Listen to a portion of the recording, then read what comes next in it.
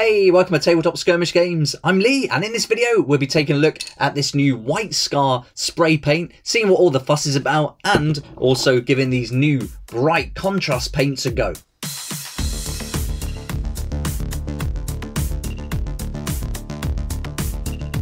Okay, so here's the plan for today. I've got the White Scar spray paint. I'm going to prime all these models, and I've gone for some blue horrors, some pink horrors, and these brimstone horrors. So I've got the yellow, which is the bad moon yellow contrast, which are going to be great for these flames.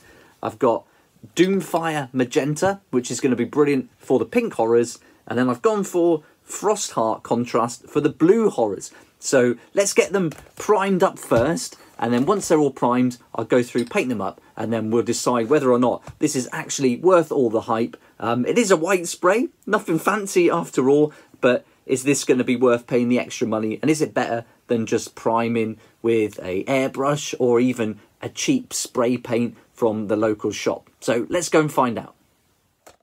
I must admit, I was on the fence a little bit about this White Scar spray, so I headed down to my local store to grab some contrast paints, and I thought while I was there, I'll grab a can and give it a go, and then if you might be thinking the same thing as me, so hopefully this video will help you out and decide whether or not you can pick up a can and get spraying some models with it. So let's get on with some painting. The first thing I did was grab some blue tack, and this is going to help stick the models to some strips of card that I've cut out. So I'll just speed this up, and I did this for all the different models for the 3 colours that we're going to use. And it's really secure once these are on. So here we go, that's all the models now onto some cardboard strips, so it's time to spray some paint. Well worth following the instructions here, make sure the temperature's right, give it a good shake for the 2 minutes, spray it from 20 to 40 centimetres away, and just use the guide and information on the back, and you'll soon be ready to paint.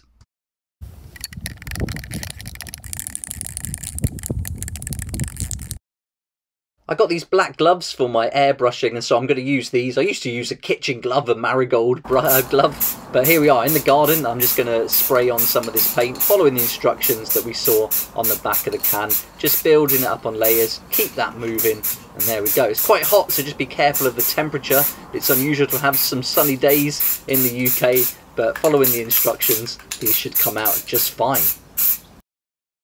And there we go, that's all the models covered now, so I did them all at the same time, let them dry, and I gave it a couple of hours before I moved on to paint. So let's do the Brimstone Horrors first, and for these I'm going to use that nice yellow contrast paint that I bought, and this really bright colour is going to look fantastic for this. Now this is the contrast Bad Moon Yellow, really great to have another yellow, and you can see this one is pretty well mixed together, but still give it a good shake. I'm using quite a large shade brush here, taking it straight out the pot and then just working it into the bristles there, getting a decent amount on, but I'm not going to go crazy and completely flood this. But there we go, just giving it a nice even coat all over, moving it around, using the texture of the model to get that paint off the brush and working it all into the recesses and trying to do it in a nice even coat as quickly as I can, because you do find, especially in the hot weather, that contrast paint can actually dry quite quick and then you get some staining on it. So I'm trying to give it a nice even coat with just the right amount of paint on my brush to fill all those recesses in. We'll let that dry now, and then I'll take some photos at the end so you can have a good look at it. But I'm loving how bright this is. This is a really nice yellow, and when I do the flames properly, I'll be wet blending orange, red and black into this. Now let's paint up that blue horror, and these models are brilliant. I'm so glad I got these. They're going to be taking part in my Chaos Space Marines army. I love the look of this new contrast Frostheart paint, so I thought this would be a nice bright blue, but looking underneath it hasn't mixed well, and some of the contrast paints have always done this. I find giving it a good shake will get it going, but with this it was really stubborn and stuck to the bottom, so I moved away from shaking it by hand and used my paint mixing machine. Now this thing's designed for mixing test tubes, but it works perfectly for paint, so really cool. So I'm popping it on there, gave it about 10 seconds, but as you can see here, it's still not quite mixed. So I kept going, I tried it again like that, and it still wasn't enough to mix this in. And we're going for quite a long time here, and this is a really good machine usually at mixing things up. So I give it a good shake, turned it upside down, tried all different angles, and eventually it mixed together nice and smooth.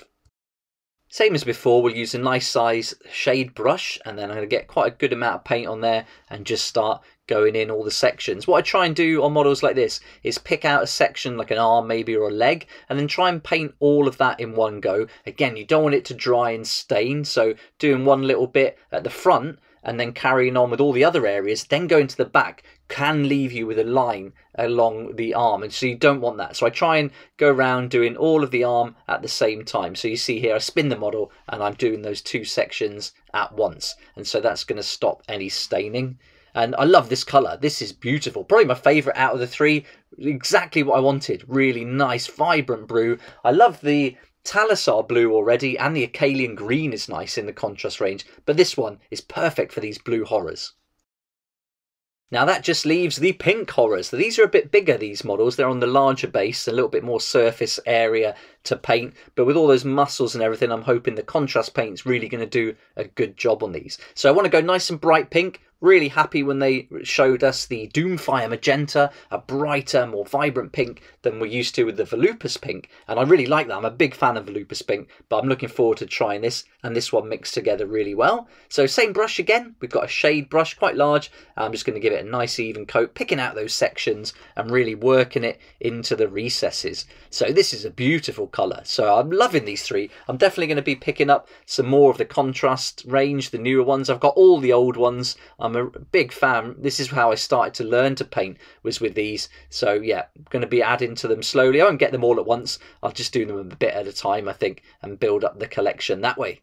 But there we go. That's the magenta pink. It's a real rich pink. Probably a bit darker than I thought it would be, but I may go back and do some highlighting on my pink horrors, but I'm still really happy with the colour.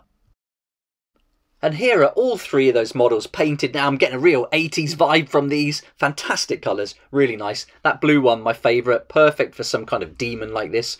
But even so, the Doomfire Magenta is a really nice, rich pink. But this one looks great, really frosty, love it.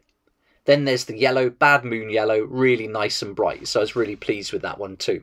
So of all these paints, I'm glad I picked these three colours. They're going to work really nicely against my Chaos Space Marines, who are predominantly black. And now I've got these three bright colours amongst them. It's going to look fantastic.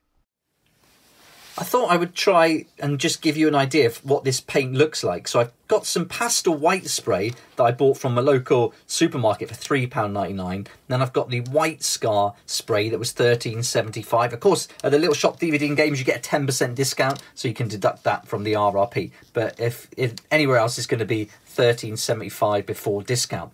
And so looking at it here, I mean, the pastel white is definitely a little bit warmer, but I mean, it's not showing up that much in the camera, much of a difference. And in real life, it's not a huge difference. This is certainly whiter. That's probably the best angle I can get it with the light in there to show you that the White Scar here is certainly whiter than this. This is a warmer one. And so that's really going to help. But I think if you're painting to the level I paint, which isn't a high level, I don't think it really matters. I don't think you're going to notice a difference really. Now, the benefit of the White Scar paint is it dries really quickly, and it does give a nice coat most times. So I really like the Citadel sprays. I'm a big fan of them, but it's just the money. If I can afford it at the time, I'd get them, or I used to, before I used my airbrush to prime everything. And so, yeah, I'd always prefer to use them because I do like how they work. But for £3.99, if you don't want to paint really quickly, if you want to spray one day with the primer and then paint them the next day, then £3.99, you're not going to go wrong. You can get some really good paints from like things like for car paints are really good. But this is just a pastel white furniture paint, and I've used it for loads of models, including some Tyranids, which I'm working on at the moment, which you can see here actually. So these have been primed with the pastel white and then coated with shade and some contrast paints, and you know, it's brilliant. It works great, and it's £3.99. But if you want to do something where you spray and then maybe an hour later or even less than that start painting, then White Scar is going to be better, because with the pastel white it's just not going to be ready. It's going to take 24 hours. But a little bit of a difference, nice and bright, the White Scar. And so, yeah, and the quality is always going to be good with the Citadel, but it's just whether you want to spend that much money to get the benefits that come with it. I'm glad I gave this a try, and I wasn't sure about whether or not to get some or not, but I thought I should do it, at least try it for the channel, so you can have a look, decide if you want to pick some up or not. I'm going to stick with my white Vallejo primer using the airbrush because I think you can't go wrong with it. Although it's an investment at first, you certainly do save a lot of money if you're painting a lot of models. I'd love to know what you think about the White Scar spray paint, so let me know in the comments section below. And have you tried the new contrast paints as well? I'd love to hear your thoughts. But for now, thanks so much for watching. Please like if you like it, subscribe for more videos like this, and don't forget to hit that notification bell to join me next time on Tabletop Skirmish Games. I'd like to say a huge thank you to my Patreon supporters who make these daily videos possible, and if you're interested in joining the community, it'd be awesome to see you there, and I'll put a link for that in the description down below.